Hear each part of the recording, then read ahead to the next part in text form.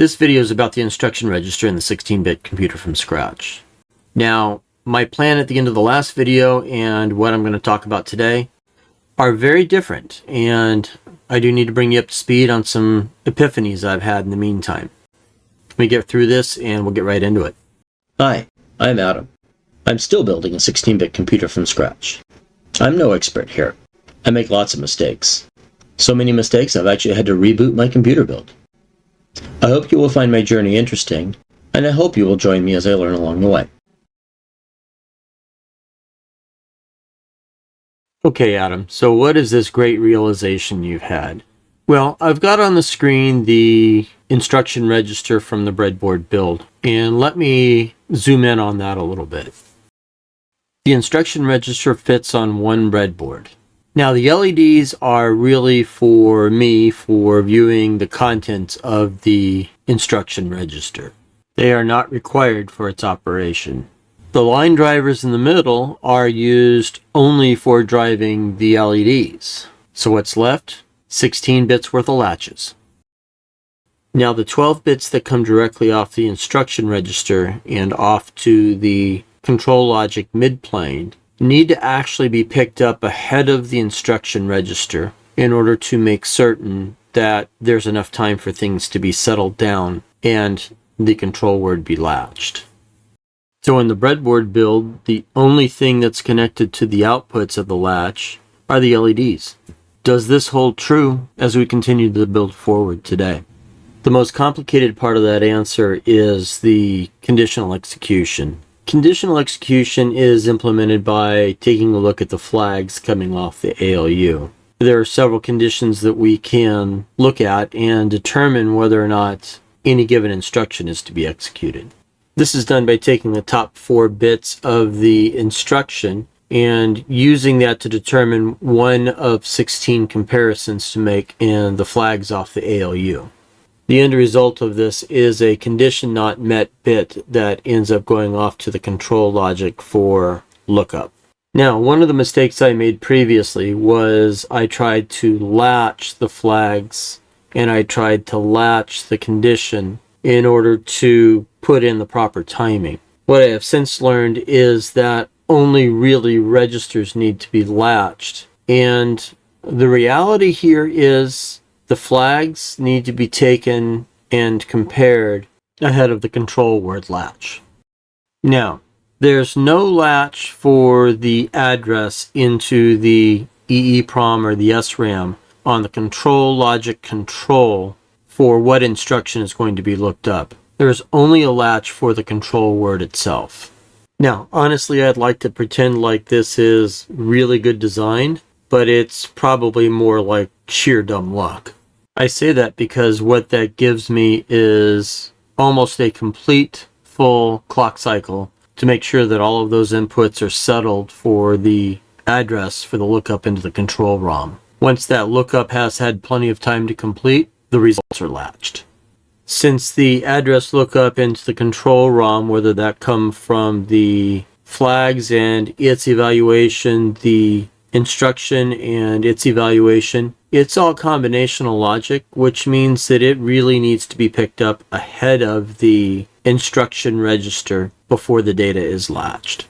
This then leads me to the big epiphany that I had in preparation for this video, and that is there is no technical value in actually having the instruction register as part of the 16-bit computer from scratch build. It's not latched. Nothing is actually used from the output of that register other than for my comfort and my ability to debug. The instruction register itself could go away completely and not change the operation of my computer. It took a minute for that to sink in. Now I can hear you asking your screen, okay, Adam, so what are you going to do? Well, I definitely need the ability to debug. I am going to include an instruction register, but I do want to make sure that I call out that it really has no value to the logic of the computer, only to me. Now, is it properly termed an instruction register? Probably not. Ultimately, what it is just simply a view out onto the instruction bus that is latched at the appropriate point in time to have that instruction match the control word. Unless I can come up with a better term for it, I'll continue to call it an instruction register. Now this realization then means that I made a bad decision at the end of the last video by splitting the instruction bus into two parts, the input into the instruction register and the output from the instruction register into the control logic. I really only need one bus, so the proper answer at this point is to go and clean up the code here. So I'm going to do that, turn around and make a single bus. Now this is in the header. The good news is that the compiler is going to do a good part of the work for me here. My getter function gets cleaned up, and then when I run make, everything else will show up as an error that I need to go in and address.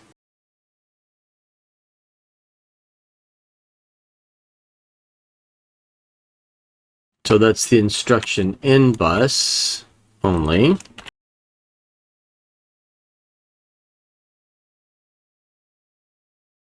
Looks like I've got an error up here.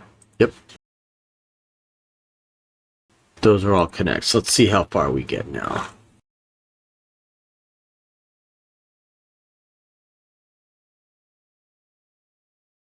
Almost all the way.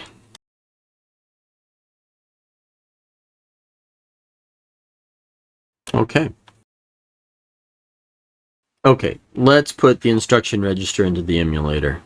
Now, once again, I'm going to use my favorite coding method, and that is copy and paste. And the reason I can get away with this is because it really is just more of the same. Had I spent any time actually planning this out, I would have planned a lot more for code reuse, but I didn't.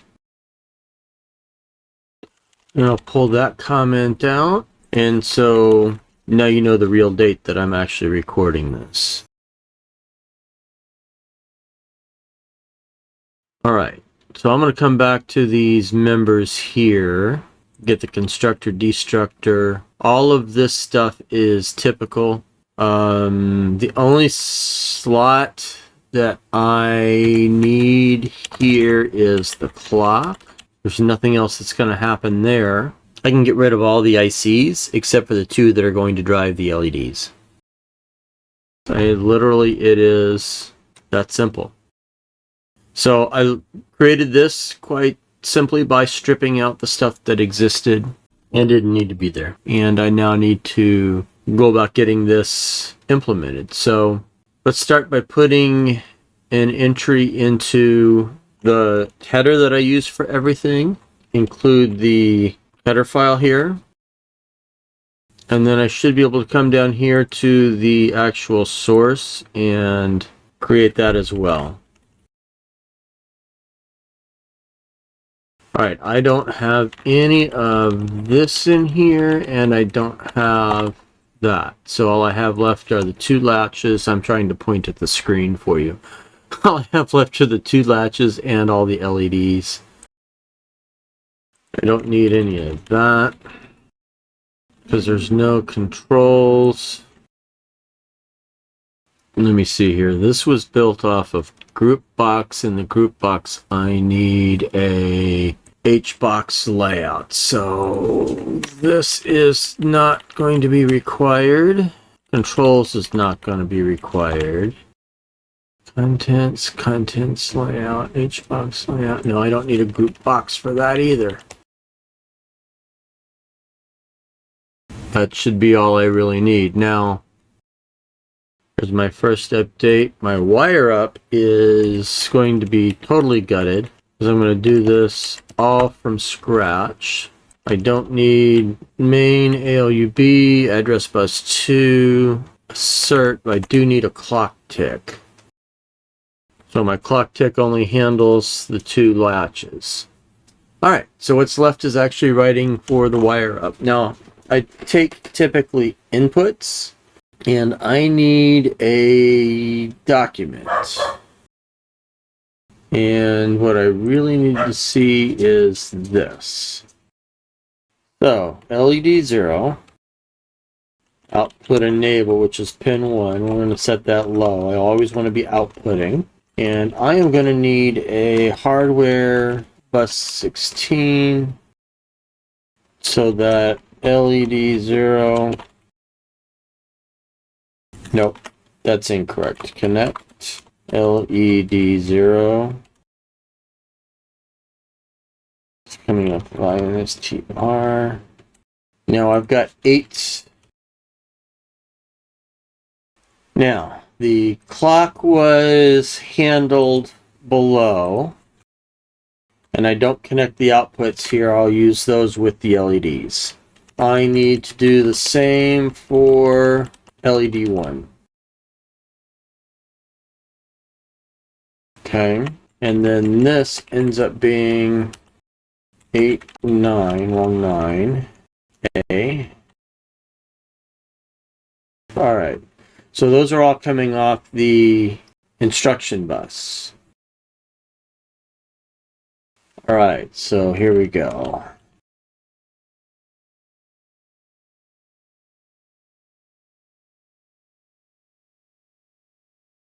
Okay, so those are the general lines written.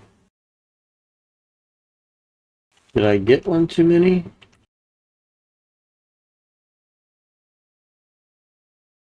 I put a period, not a comma. No wonder it's having a problem.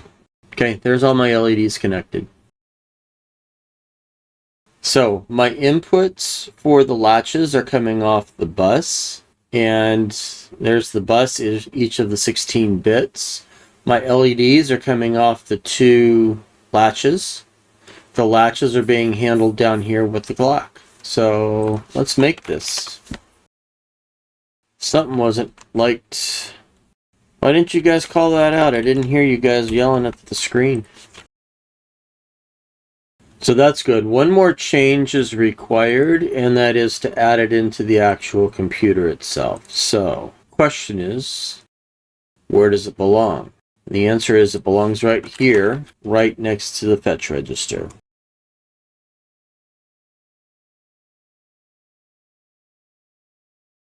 Okay, the instruction register is going to go, I'm going to check my 2 rows above, so this is going to be on 9. Row column. I think that will work. Okay, I've got some problems in the background. Here's my instruction register, and I don't see the need to have this too high. It only needs to be 1. I will need to center that, and this is a problem.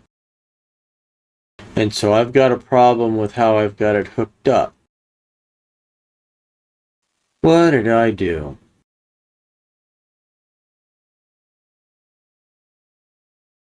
I have these backwards.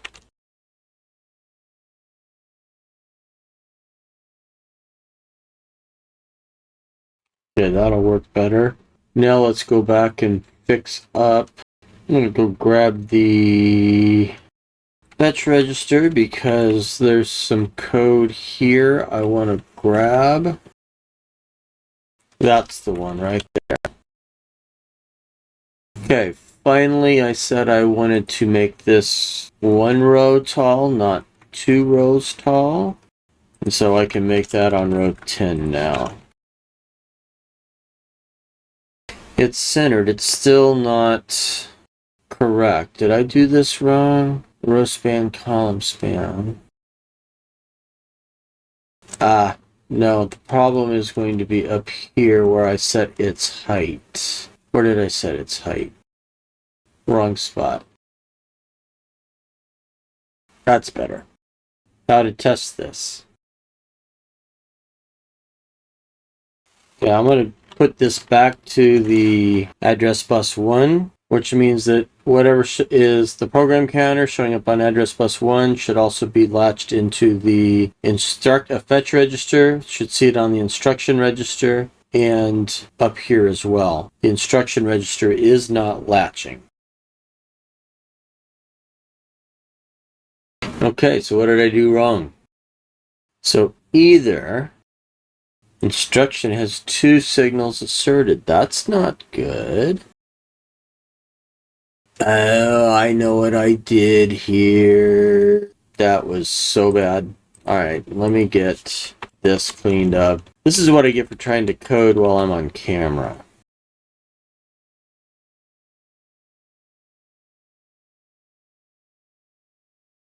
That should work. Nope. Still not seeing anything here when I should. I have fixed this problem, so that's a good thing. I never connected the clock. That's why. Where do I want this to come from? Should be coming off the clock module. There it is. Okay, so the problem I'm seeing at this point is the instruction register should be 1 clock cycle behind the fetch register, and it's not. And that is definitely a problem with my emulator because I know this works on circuit. The instruction register and the control ROM control lookup address are expected to be in sync, but the fetch and the instruction should not be. And the big question is, why is that? Could it be as simple as the order in which they are constructed? Because this is not a parallel system, could that make a difference? I'm not thinking so, but it is. That is amazing to me. That then means that, where is it?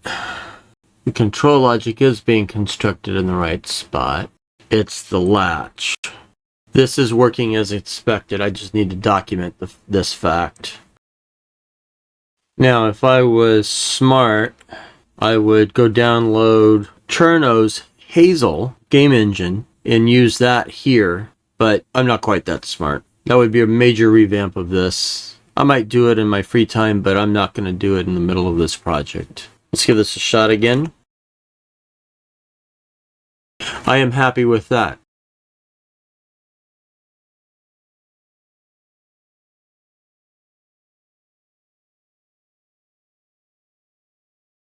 Now let's get KiCad out. Okay, let's start with the schematic then. Alright, so now that I have something that I can work in, let's create a new project. From one of my templates, I want a 4-layer schematic first. First thing I want to add on here are going to be the connectors. I need a 1 by 16 pin. Doesn't matter where I put it. And then I need a 1 by 4 pin as well. That's going to be a clock. It's going to be output coming off that pin. Let's put a ground reference. And now I've got the clock signal bounded in grounds. And then let's get a VCC on here. I need two 74HC574 ICs. That can go over here. I need LED. And then I need a resistor. We're not going to show that. It's just going to be diode 1. That is going to be 1K ohm resistor. And there are my 16 LEDs with their respective resistors. Okay, now output enable is always going to be wired on my clock. Okay, so now it's just a matter of connecting my pins here.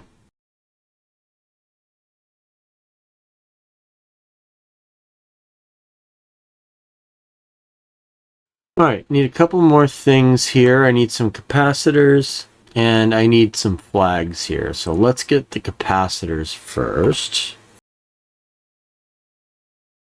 Alright, so this is 0.1 microfarad.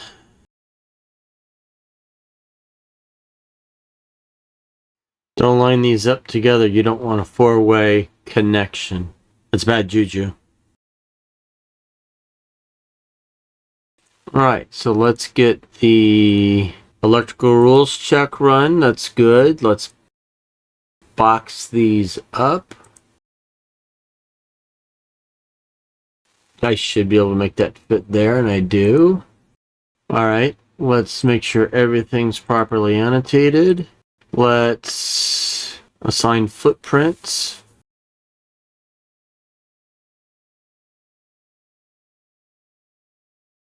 Uh-oh, which one? Gotta go find it.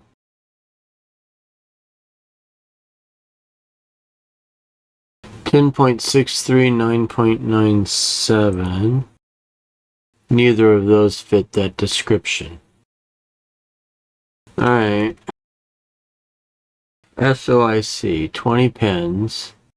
Package drawing, nope. DW is the package drawing.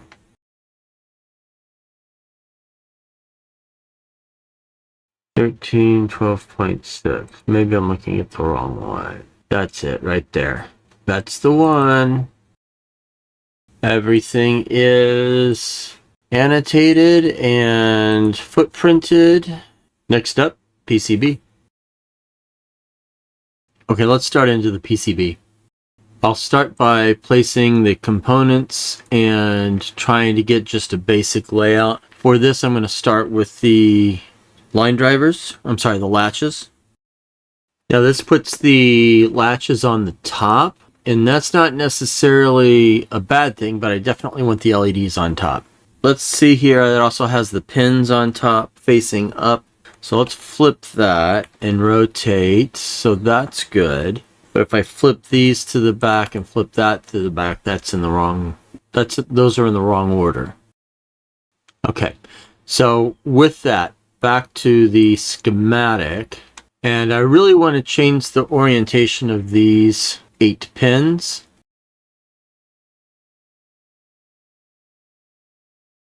And what does that do for me?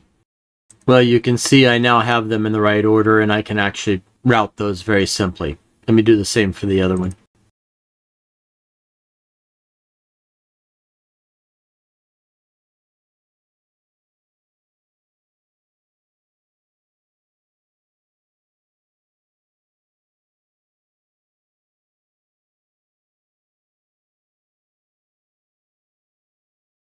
Okay, so next then, I've really got the diodes.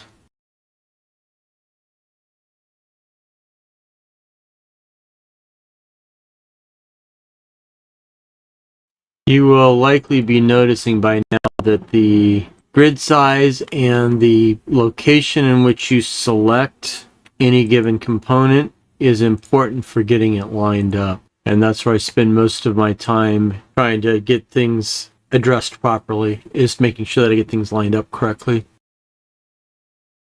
Where should I put this thing now? I can't put it there. I can put it here, and that would not be a bad thing there. So that's what I'm going to do. These are the capacitors, and here's the resistors. Rotate.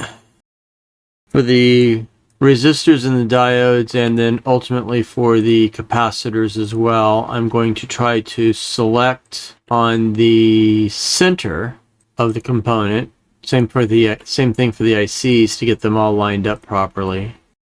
Capacitor 1 should be on the back because it is a 0.1 microfarad. And I should be able to move that right here. I need a much finer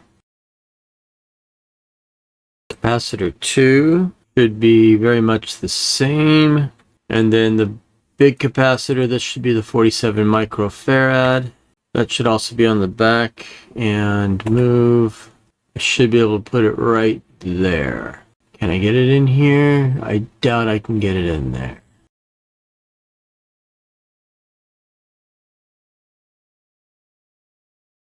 All right, let's go back to my grid of 1/2 of a tenth of an inch. Okay, and then I should be able to take the two ICs. Let's change the grid 1/4 of a tenth of an inch and just realign those there, which means I should be able to get those and move those up as well. Now I just need to put my edge cuts in. This I want to be on the 1/10 of an inch.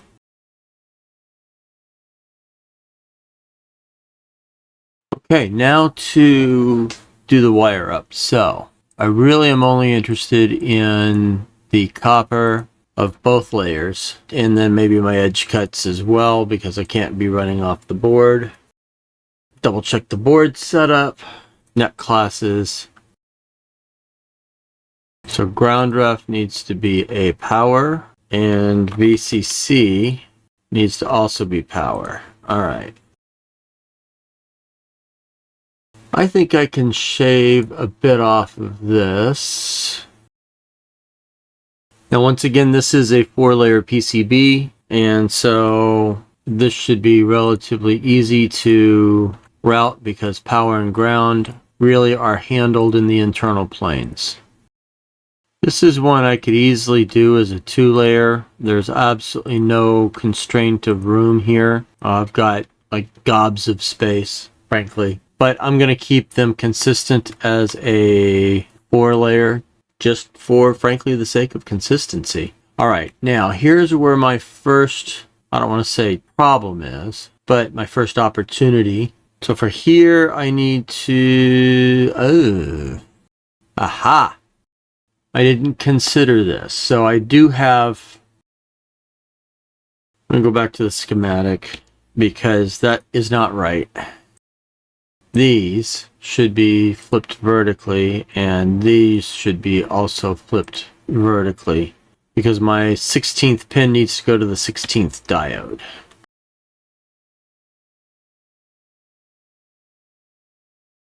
Unconnected. Try that again. That's what I was expecting to see. So I should be able to go from here, put in a via, and then come up to there.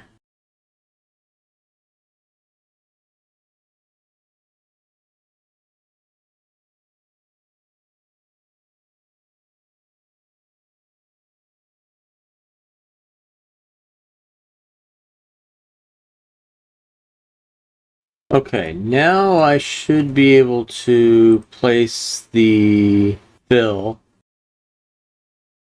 52 unrouted nets. Those have got to be VCC. Nothing unrouted. So the last task here is just to place a few vias around. Things that'll pick up the ground plane and distribute that a little bit.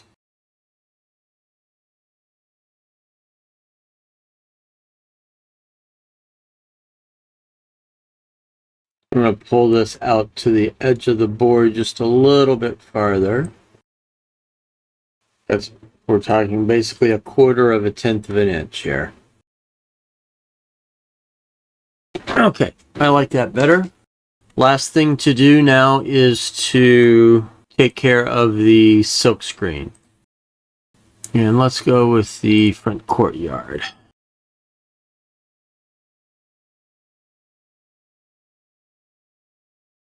Ah, that's not what I wanted to do. All right, let's try this. So let's go with edit text and graphics properties. Line thickness 0.7, text width 0.7, height 1, text thickness 0.153. That's what I need that to be. I don't want them to keep upright. Just reference designators. For the text here, I'm zooming in far enough to get the resolution I want. And then I'm using the keyboard for aligning because I've got far more control with the keyboard than I do with the mouse. Okay, the last thing I want to put on here is some text.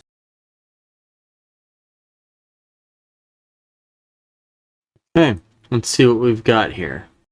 Oh, I never got the silk screen for the capacitors done. Or the jumpers. Alright, well, let's deal with that.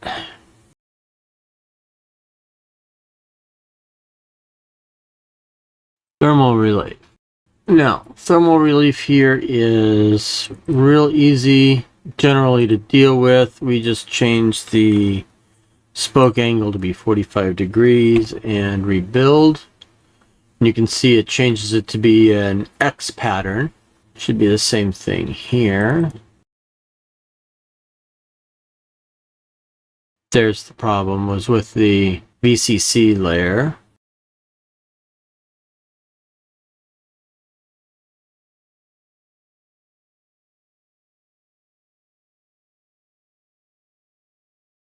Now, the only thing I'm missing now is the labeling of what this board actually is. Let's get that taken care of.